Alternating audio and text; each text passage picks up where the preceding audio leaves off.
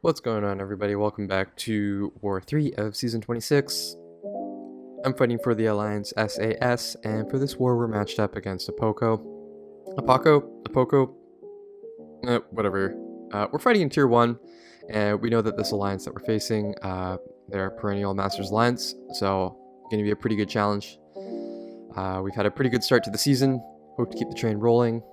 For this war, we have 6 fights. We're going to start on Path 3 in Section 1, where we have an Iron Man Infinity War. Then we're skipping over to Section 2, where we have 3 fights. We're going to fight Professor X as the shared fight at the start. Then we have a HitMonkey and Doom before we hop onto Boss Island, where we have 2 fights. We're going to take on a Super Skull with Rage, as well as a Symbiote Supreme with Aspect of Evolution and a bunch of Power Gain and SP2 nodes. This is the team we're bringing in.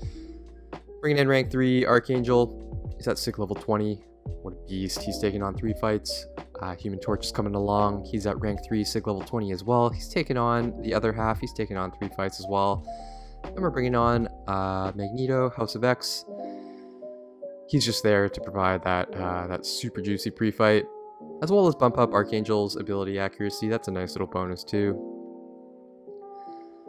So here we go. Here's our first fight. Note 15, Aggression Armor, Enhanced Armor up. It's rank 5, Iron Man Infinity War. He is no longer the defender that he was 2 years ago. I'm using Human Torch here. All I have to do is keep in mind that when he's got 4 armor effects, I'm at the risk of being auto-blocked and parried. Gonna have to work on my reparry game here. We'll most likely try and stick to reparrying and then heavying. And just to keep in mind, I can also parry his special 1 projectiles if I'm feeling comfortable in the fight. That's just gonna let me build up smolders a lot quicker and set me up to be in a good position to finish off that last 15%, which can get sketchy sometimes if you fall behind. But we're off to a really good start here. We're sticking our reparries. We're going to parry or block both of those projectiles off of the special 1. There's another reparry. We're just going to heavy, build up our smolders, let the incinerates kind of just melt them down over time. I think I'm going to counter his heavy with my heavy. He's really predictable, really aggressive throwing his special 1, so it's very rare that I ever get caught in the bait cycle with him not throwing a special. So it's already halfway down. We're spamming heavies against the wall there just to up our incinerates. We're getting close to that 15% mark. Just keeping an eye on his armor passives. Don't want to get parried and then eat a combo out of nowhere. But he's in his 15% phase now. We get a reparry with heavy. Got more than enough incinerates to just tick him down. There we go. First fight down. That was our only fight in the first section. So we're going to skip over to Section 2 on the left side, where we have a Professor X on node 24 with EMP mod, enhanced energy attacks, blah, blah, blah. Haven't done this fight before, but I understand it fairly well on theory. Professor X is first medium. That's the only one that we can parry, so just make sure that I have space. Have him dash into me, and then I'm going to be able to parry safely. There is the risk or threat of having a falter cause us to miss, so just have to make sure we keep our temperature over 10. That shouldn't be hard. 4 out of 5 attacks from Professor X, they're non-contact, but I think most of his attacks are energies, so that's going to naturally keep our temperature up for the whole fight, and it's also going to give us smolders. So as you can see, the start's going pretty smoothly. I'm going to block his specials as much as I can, just because I don't really want to Dex cause a buff for EMP mod in case this fight goes long.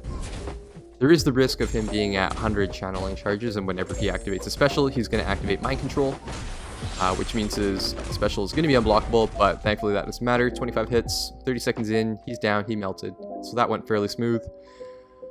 There's our second fight down. We have 4 to go.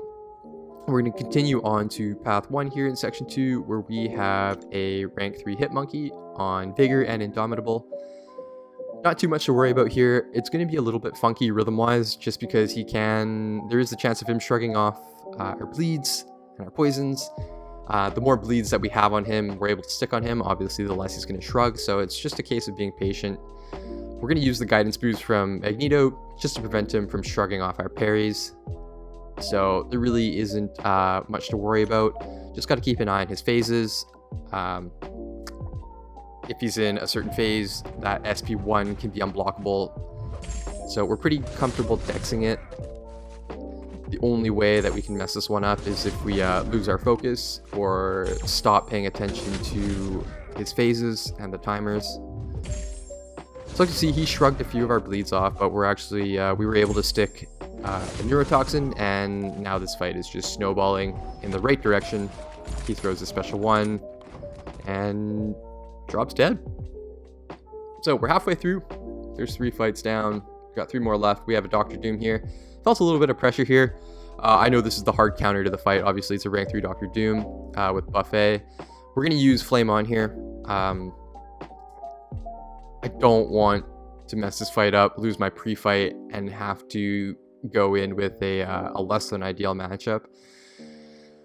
So I usually tend to stick to medium light combos. Just in general, I'm used to it from using Omega. I just feel like it's a lot cleaner for me. I'm a lot more comfortable with the rhythm there. But we'll see how this goes. I know it's pretty much a sprint. I don't need Torch for another fight here, so the chip damage to me isn't as important. So I'm laser focused. As I say that, I eat a special 1 because I forget that the beam is unblockable and not the first hit, but that's okay. His special 1 hits for pretty much nothing, and we're winning the race quite cleanly here. Throwing off the that special there is going to finish him, and I was really glad to get that through without any hiccups. Obviously, taking that SP1 wasn't ideal, but it didn't really harm the outcome of the fight too much. And we have 2 more fights here. On node 48, we have a Super Scroll with Rage, Extend, and Return policy. I have no idea what Super Scroll does. I'm not sure if anybody does. I was a little bit sketched out about the Rage math here.